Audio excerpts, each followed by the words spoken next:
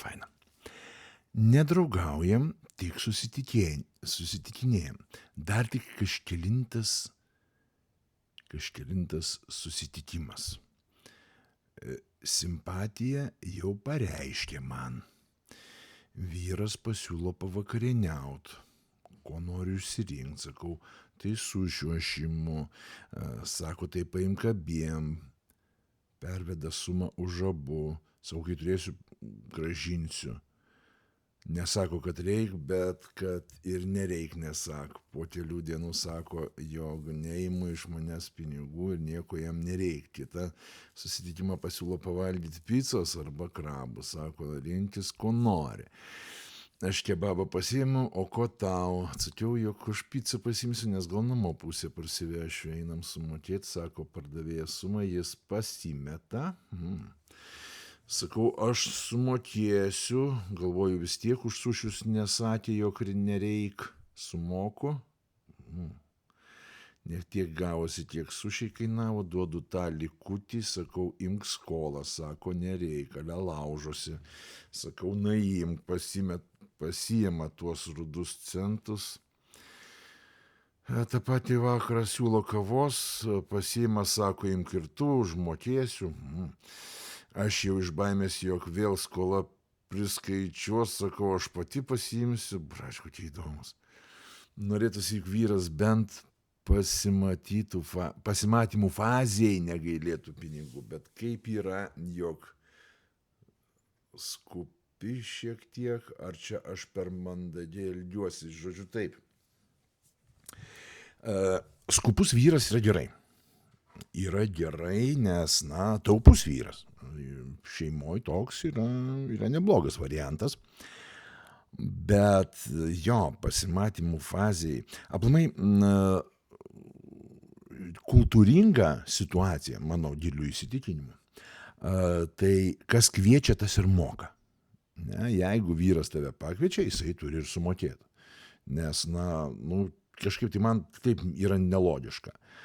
Kitas momentas, vėlgi, pasimatymų fazė jisai turėtų negailėti pinigų, nes, jo užduotis tave apžavėt, tave prisijaukint, tai, nežinau, aš šitoj vietoj, gal jisai labai geras, o gal jau čia, kai sakant, mažumėlę ir perlenkta lazda. Kitas momentas. Ko jūs norit? Panelę, ko jūs norit? Galų gale, ko jūs abudu norit? Link ko einat? Jūs bandot susipažinti ir, kurt kažkokį tai, bandyt pradėti kurt ateitį? Ar jūs, kai sakant,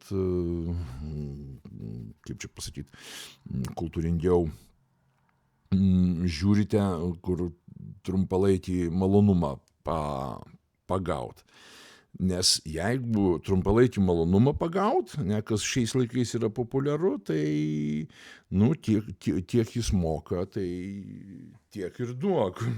Kaip ten yra toksai geras pasakymas vienam stand-upe.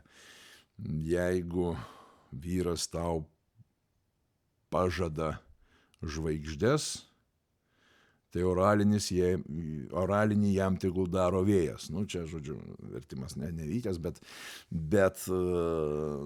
ta prasme,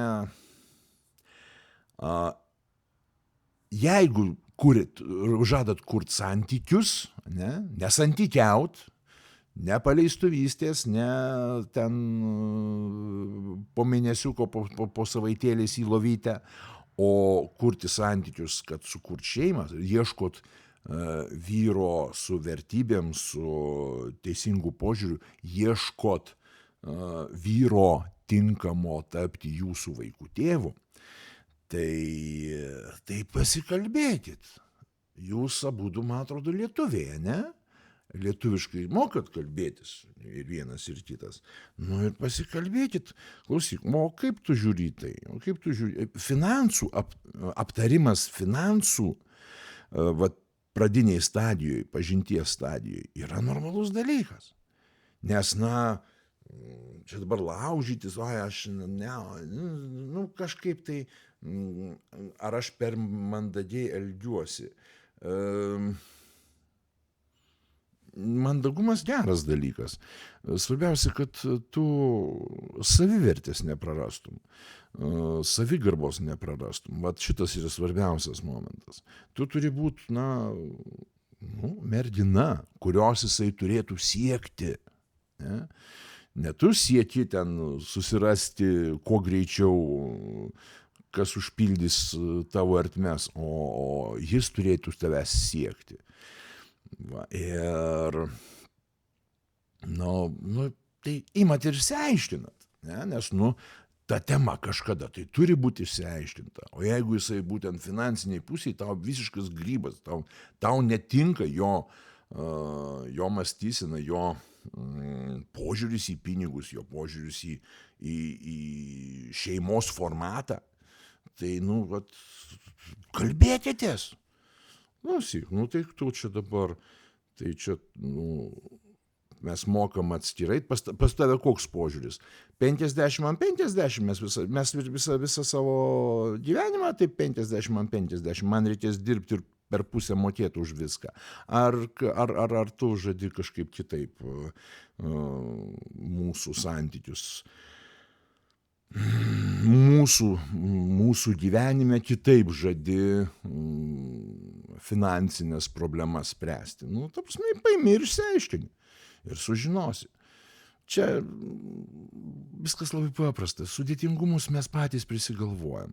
Ir tas prisigalvojimas yra, o čia įdomu, ką jis turėjo omeny. Jiem paklausk. Paprasta.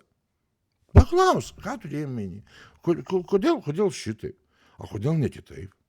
Čia pas tave, taip, žinosiu, ta prasme, neapsunkinkit visko, gyvenimas nuostabus, tiesiog kalbėkitės. Aš manau, kad taip.